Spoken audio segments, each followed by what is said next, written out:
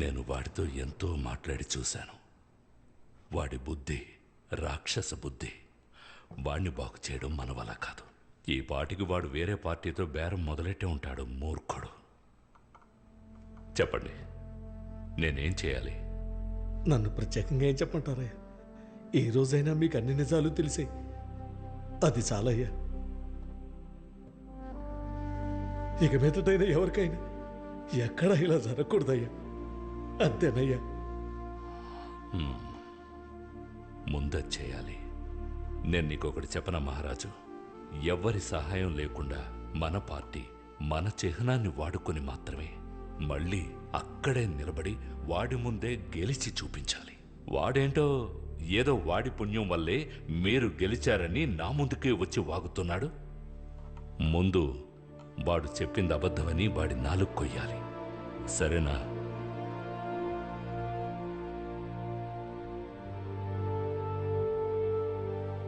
అయ్యా, నేను ఎలక్షన్స్లో నిలబడటం అటు ఉంచండి. ముందు నేను మన పార్టీలో ఉండాలా లేదా అని నా కొడుకే నిర్ణయించాలయ్యా. తప్పుగా అనుకోకండి అయ్యా. ఎందుకంటే నా జీవితము రాజకీయం వాడిని చాలా బాధ పెట్టేయ్యా. ఇక కష్టమో నష్టమో వాడు చూపించే మార్గంలో వెళ్ళటం మంచిదనుకుంటున్నానయ్యా. అది నేను వాడికి చెప్పే క్షమాపణలాగుంటుందయ్యా. అది సరే. నీ కొడుకు దగ్గర నేను క్షమాపణలు చెప్పాల్సి ఉంది. వాడితో నేరుగా మాట్లాడతాను. వాణ్ణి రమ్మనండి. సరేనా? సరేనయ్యా. తర్వాత మహారాజు, అయ్యా, దేనికి భయపడొద్దు. మీకు తోడుగా నేనున్నాను. అయినా కూడా ఆ రత్నబేల్ కొంచెం ప్రమాదకరమైన వాళ్ళ ఉన్నాడు. వాడి నాన్నలా కూడా కాదు వీడు. దేనికైనా తెగించేవాడిలా ఉన్నాడు. ఎందుకైనా మీరు కొంచెం జాగ్రత్తగా ఉండండి. సరేనా? సరేనయ్యా.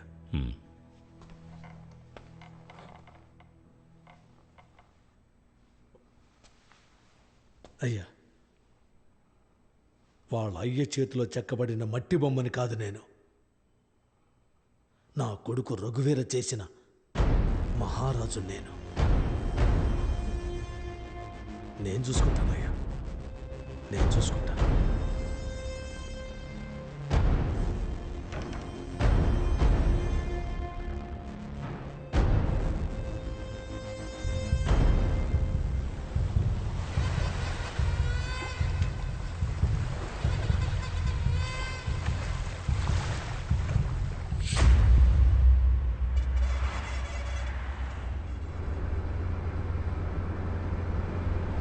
నాన్న, ఒక పాట పాడినన్నా.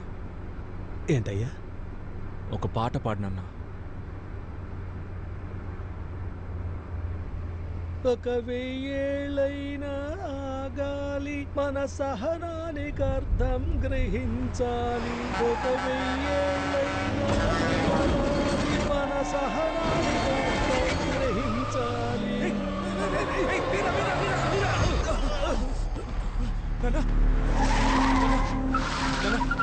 నీకేం దెబ్బ తగలేదుగా? ఏం లేదు. నీకేం కాలేదుగా? సార్ ఎవరికేం కాలేదుగా? ఎలా ఉన్నారా? భయపడ్డారా? అంత మన ఏర్పాట్లే. ముఖ్యమంత్రి గారు పిలిచి ధైర్యం చెప్పగానే మీకు నా మీద ఉన్న భయం పోకూడదు కదా, అందువల్లే. ఏంటి ఏం చూస్తున్నారు? మీరు అనుకున్నట్టు కులాన్ని కాపాడటానికి నేను రాలేదు. మా నాన్నలాగే నాకని ఒకటి సృష్టించి అది నా పిల్లలకి జాగ్రత్త కావాలి, అంతే. అందుకే నీలాంటి మనిషిని తరతరాలుగా నిలబెట్టి అలవాటు చేస్తున్నాం. మీ ఇద్దరిని ఇక్కడే చంపి పాతి పెట్టడానికి వచ్చాను. కానీ ఆ సమాజాన్ని కాపాడే కార్యకర్తలు నన్ను పిలిచి క్లాస్ స్పీకర్ కదా, అప్పుడే నిర్ణయించుకున్నాను. ముందుగా మీ సామాజిక న్యాయాన్ని చంపిన తర్వాతే మిమ్మల్ని చంపాలని. ఏంటి అదే? మా సాయం లేకుండానే ఎలక్షన్లో మీరు గెలుస్తారని అబ్బా కొడుకు కలిసి చెప్పొచ్చారంట కదా, దాన్ని చెప్తున్నా. రే కిందకి దిగరా, చెప్తున్నానా కిందకి దిగరా. ఉండరా, ఉండు. మీ నాన్న నాయకుడు మాట్లాడిన మాట విని పార్టీలో జాయిన్ అయి ఉండొచ్చు, కానీ నేను మా నాన్నని చూసి, ఆయన దగ్గర ఉన్న పొగర్ని చూసి పార్టీలో జాయిన్ అయ్యాను. నేను ఏ పార్టీలో ఉంటున్నానో అదే నా పార్టీ. ఎవడు నన్ను ఏం పీకలేడు. వచ్చే ఎలక్షన్లో మిమ్మల్ని ఓడించి అనాథం చేసి మీ నాయకుడికి మీకు ఎప్పటికీ మేం వేసే భిక్షనే మీకు సామాజిక న్యాయమని అర్థమయ్యేలా చేసి దాని తర్వాత మీ ఇద్దరిని కుక్కల్ని కొట్టి చంపినట్టు చంపేస్తాను. ఎలా? కుక్కల్ని కొట్టి చంపినట్టు. చూసారా? రేయ్, నోరు మూయిరా. కుక్కల్ని కొట్టి చంపినట్టు. నోరు మూయమని చెప్పాగా.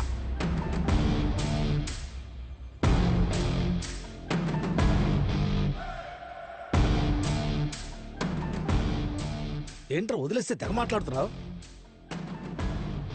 నిన్ను ఎత్తుకొని పెంచినమంటరా నేను.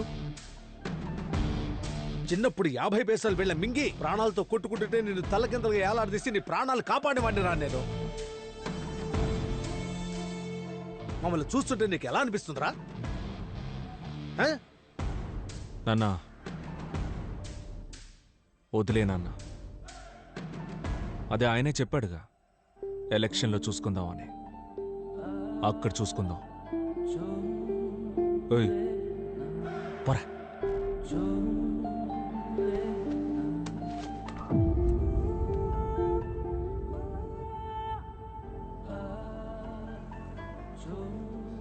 సూపర్ నా, సూపర్. అన్నిటికీ సిద్ధంగా ఉన్నట్టున్నారు. చూసుకుందాం. చూసుకుందాం, పోరా.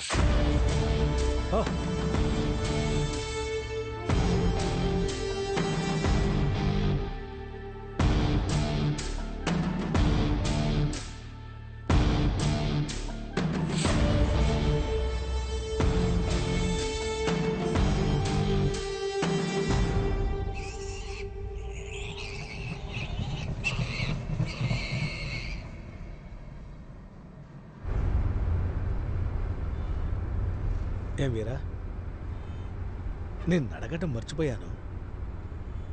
పెద్ద ఆయన ఏం చెప్పాడని నేను ఎలక్షన్స్లో నిలబడటానికి నువ్వు ఒప్పుకున్నావు? సమయం వచ్చినప్పుడు చెప్తాను నాన్న. అవునన్నా, నిజం చెప్పు, ఈ తుపాకీ గురువు గారు ఇచ్చారా? లేదు వీరా, నేనే కొన్నాను. ఎందుకంటే నువ్వు నాలాగా అందరి దగ్గర నోరు మూసుకొని చేతులు కట్టుకొని నిలబడవు. అందుకని నీకు అవసరం అవుతుందని కొన్నాను. ఇక మీద దీని అవసరం నీకు ఉండదయ్యా. ఇది లేకుండానే వీళ్ళ మీద నువ్వు గెలవగలవు. ఇక్కడ మనం గెలిచే కంటే ఇలాంటి రిజర్వేషన్ నియోజకవర్గంలో ఎప్పుడు ఏదైనా మనమే నిర్ణయించాలి. ఇలాంటి 20 మందిని తెల్ల చొక్కాయితో నిలబెట్టి వాళ్ళ మొహాన కొంచెం డబ్బులు పడేశామంటే మనం ఆడాల్సిన ఆట వాళ్ళే ఆడతారు. మనం ఇంకొంచెం డబ్బు ఇస్తే ఇంకా అసహ్యంగా ఆడతారు. అదే మనకు కావాలి. అర్థమైందా? అది సరే, దానికెందుకు బాబు వీళ్ళని ఎలక్షన్ నిలబెట్టాలి? కాస్త డబ్బిచ్చి మన వైపు తిప్పుకుంటే సరిపోయేది కదా. అది అన్న ఆ కాలానికి అది చాలు, కానీ ఈ కాలానికి సరిపోదు. వాళ్ళు రేస్లో పాల్గొనడానికి మనం అనుమతి ఇవ్వాలి, కానీ అది మనం జరిపించే కుక్కల రేస్లా ఉండాలి.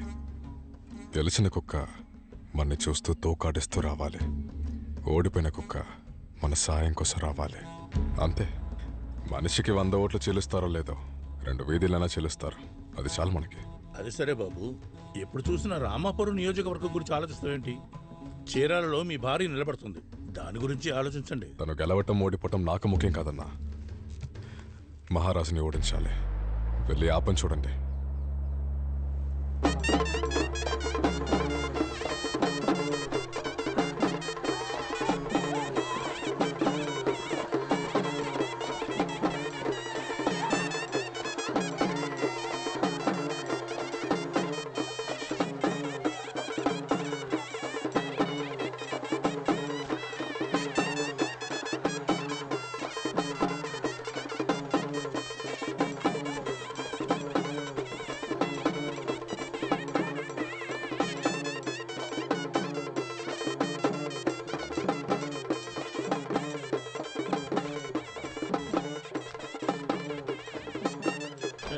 ఏంది మహారాజు పాత రోజులు మర్చిపోయావా? చిన్నన్న నువ్వు ఊరుకో పిల్ల, మాట్లాడుతున్నాను కదా. అయ్యగారు పిల్లలు వస్తే నువ్వేంది చిన్నన్న. దర్జాగా కూర్చున్నావు? లేచి చిన్నన్న. నిలబడవా? నా మాట విను. నువ్వు ఉండి పిల్ల, నీకేం తెలీదు. ఆ? లే చిన్నన్న. లేవయ్యా. చిన్నన్న ఆ? లేరా, రావమంటుంటే. చిన్నన్న, తాగొచ్చి గొడవ చేస్తావా? చెప్తూనే ఉన్నానుగా. పో. నన్ను నాన్న, కొడతావా? తీసుకెళ్ళు అటువైపు. పిచ్చి వాడు. మర్యాద తెలియనోడు, లేవమని చెప్పు. వాడు లేవమని చెప్పు. వాడికి పొగరు బాగా ఎక్కువైపోయింది. అయ్యగారు కొడుతుంటాడా? తిమ్మరాజు, అయ్యా